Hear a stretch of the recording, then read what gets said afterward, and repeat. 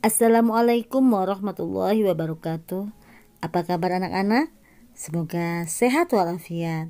Kembali kita belajar pendidikan agama Islam dan budi pekerti kelas 3 semester 1 dengan tema kisah keteladanan Nabi Syuaib alaihi salam.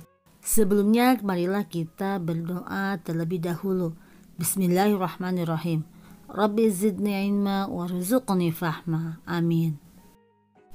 Anak-anak, untuk mengetahui kisah keteladanan Nabi Syuaib alaihissalam, marilah kita saksikan kisah Nabi berikut ini. Kisah Ashabul Aikah, kaum penyembah pohon pada zaman Nabi Syuaib. Kisah ini disebutkan beberapa kali dalam Al-Quran. Salah satunya pada surat Asy-Syu'ara ayat 176 hingga 191. Diceritakan bahwa pada zaman Nabi Syuaib ada suatu kaum yang lebih memilih menyembah pohon daripada beriman kepada Allah Subhanahu wa Ta'ala. Akibatnya Allah menurunkan azab berupa gempa bumi yang dahsyat menghancurkan kaum ini. Nabi Syuaib alaihi salam diperintahkan Allah untuk berdakwah kepada suatu kaum yang tinggal di daerah Madyan, sebuah kawasan di antara Hijaz dan Syam. Kaum ini terkenal dengan julukan Ashabul Aikah yang memiliki arti penyembah pohon.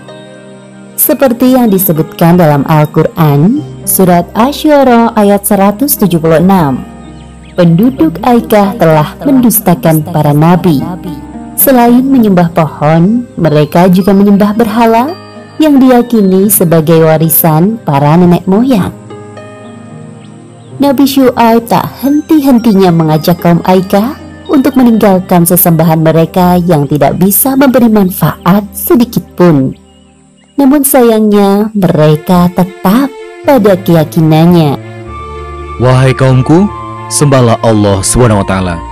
Sesungguhnya tidak ada Tuhan sesembahan yang pantas bagimu selain Dia. Sebagian besar kaum Aikah berprofesi sebagai pedagang. Salah satu kebiasaan buruk kaum Aikah yang masih sangat sulit dihilangkan adalah suka mengurangi takaran timbangan. Ketika tiba musim panen, mereka membeli barang sebanyak-banyak dengan harga yang sangat murah untuk disimpan di gudang. Sebaliknya, saat datang musim paceklik, mereka akan mencekik pembeli dengan menaikkan barang dengan harga yang tinggi. Wahai penduduk Aikah, hentikanlah kebiasaan mengurangi hak orang lain dalam timbangan kalian. Sesungguhnya, perbuatan itu sangat dibenci oleh Allah. Padahal Allah SWT telah memberikan kalian kehidupan yang makmur. Seharusnya, kalian mengucap syukur atas limpahan nikmatnya. Seperti yang disebutkan dalam Al-Quran, surat Hud ayat 85. Dan wahai kaumku, penuhilah takaran dan timbangan dengan adil, dan janganlah kamu merugikan manusia terhadap hak-hak mereka, dan jangan kamu membuat kejahatan di bumi dengan membuat kerusakan. Wahai Syuaib, apakah Tuhanmu yang menyuruhmu untuk melarang kami mengelola harta sesuai cara yang kami kehendaki?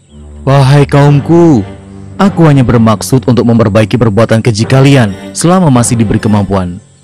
Semua petunjuk yang aku ikuti hanya dari Allah. Hanya kepadanya aku bertawakal, dan kepadanya pula aku kembali. Jadi, sekarang engkau juga menyuruh agar meninggalkan sesembahan para nenek moyang kami? Tidak semudah itu, wahai Syuaib.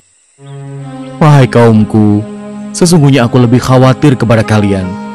Jika kalian tetap tidak mau beriman kepada Allah, Allah akan menimpakan azab yang pedih.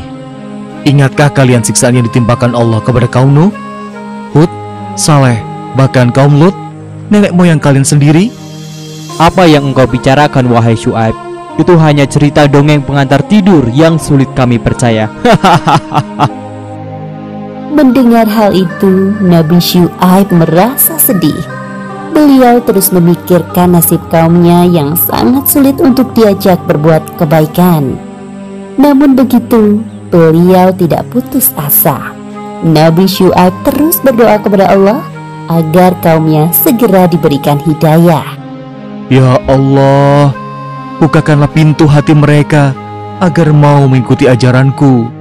Di antara kaum Aika yang menentang ajaran Nabi Syuaib, ada sebagian orang yang mulai menyadari kesalahannya. Sepertinya apa yang dikatakan Nabi Syuaib itu ada benarnya. Ya, aku juga merasa begitu. Apa sebaiknya kita tinggalkan saja berhala-berhala itu? Lebih baik kita datang menemui Syuaib agar mendapatkan pencerahan darinya. Tepat sekali. Ayo kita menemuinya. Ketika kaum Aikah mengetahui ada sebagian dari mereka yang mengikuti ajaran Nabi Syuaib, mereka sangat marah. Mereka sengaja menghalangi orang-orang yang menuju rumah Nabi Syuaib. Hinaan dan cacian keluar dari mulut mereka. Wahai Syuaib, pergilah engkau dari negeri Madayan bersama pengikutmu. Kami tetap tidak akan menyembah Allah. Jikalau benar engkau seorang Rasul, maka mintalah kepada Allah menurunkan azab itu. Hahaha. Kedengarannya sangat mustahil, bukan? Seperti yang disebutkan dalam Al-Quran, Surat Asy-Syu'ara ayat 187. Maka jatuhkanlah kepada kami gumpalan dari langit, jika engkau termasuk orang-orang yang benar. Perkataan itu menandakan kesombongan kaum Aikah. Mereka lupa bahwa Allah Maha Kuasa atas segala sesuatu. Sesungguhnya Allah SWT lebih mengetahui siapa yang berdusta dan azab bagi para pendusta. Wahai kaumku, sebelum terlambat, mohonlah ampunan kepada Allah, kemudian bertaubatlah. Sungguh, Allah SWT Maha Pengasih lagi Maha Penyayang. Kemudian Nabi Syuaib dan pengikutnya meninggalkan negeri Madian. Beberapa hari setelah kepergian Nabi Syuaib dan pengikutnya, terjadi keanehan di langit. Awan biru berubah menjadi hitam, bergulung-gulung dan bergerak perlahan menaungi negeri Madian. Awan hitam itu menimbulkan hawa panas yang menyengat sampai ke ubun-ubun. Kaum Aikah mengeluh kepanasan. Terdengar suara guntur menggelegar dan disusul dengan gempa yang dahsyat. Seperti yang disebutkan dalam Al-Quran Surat Al-A'raf ayat 91. Lalu datanglah gempa menimpa mereka, dan mereka pun mati bergelimpangan di dalam reruntuhan rumah mereka. Pada hari itu kaum Aikah mendapatkan siksaan yang sangat pedih.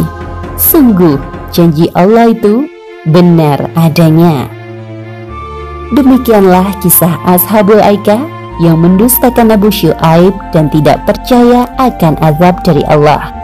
Beberapa pelajaran yang dapat kita ambil dari kisah ini, diantaranya: pertama, jangan suka berbuat curang.